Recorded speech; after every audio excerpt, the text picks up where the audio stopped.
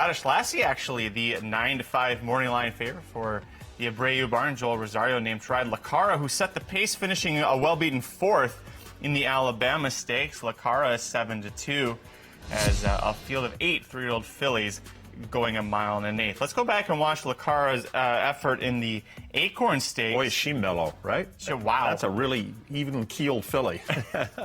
She's one that you know what her best is to go to the front and trying to hold them all off. And on this day with a sloppy track at Saratoga, lots of moisture there, but Lacara splashing home with a really strong victory to pick up a Grade 1 win in the Acorn Stakes, and Dylan Davis set to ride her once again for trainer Mark Casse. Yeah, that's old school slop, Curtis, right? You don't see a lot of tracks with that much water, as sloppy as that track was up at Saratoga. Dylan Davis rides back. She is the third choice on the morning line at 7-2 for trainer Mark Casse. You mentioned Good Cheer, 5-2 on the morning line. A little surprised that she didn't get the morning line favoritism over Scottish Lassie, but Scottish Lassie coming in off of some good hours. Let's go back and watch Good Cheer again. We saw her finishing second in the Alabama, and there she is, just a beautiful, gorgeous blaze. Boy, is she pretty, right? You don't see that. I was going to say the same thing, Chris. You don't see that big of a blaze too often. That is a really pretty filly. And this is the Kentucky Oaks back on May 2nd. And you don't get to see that pretty blaze all that often because she runs with blinkers here, but she came into the Kentucky Oaks with a lot of steam. She was the favorite and hadn't lost up to this point in her career, and kind of suffers her first career defeat out of this in the Acorn. Was a very disappointing fifth, and you couldn't blame it on the wet track because look at the Kentucky Oaks. That looks just a touch drier than what the Acorn was. Forgot how strung out that field was, Curtis. That was a field that was scattered. Horses kind of jumping up and down. Don't know if it was because of track condition or it's just not the really top crop of three-year-old fillies, because they were struggling down the stretch watching that replay.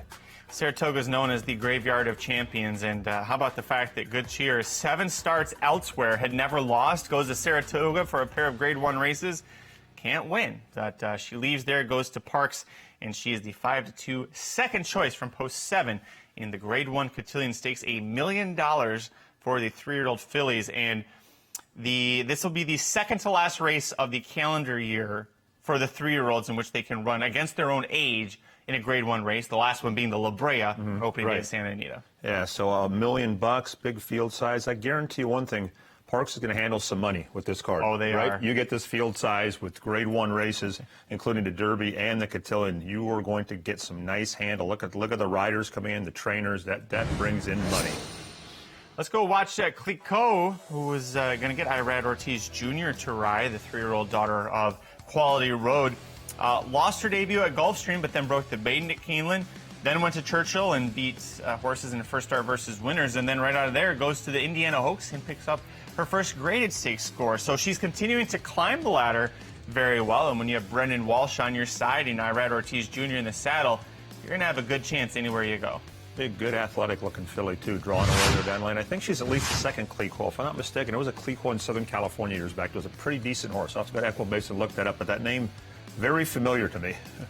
And on-site coverage all weekend long. Friday for the Pennsylvania Bred Day at the races. Larry Colmus will be on site for us, and then he'll be joined Saturday by Dave the Dream Weaver.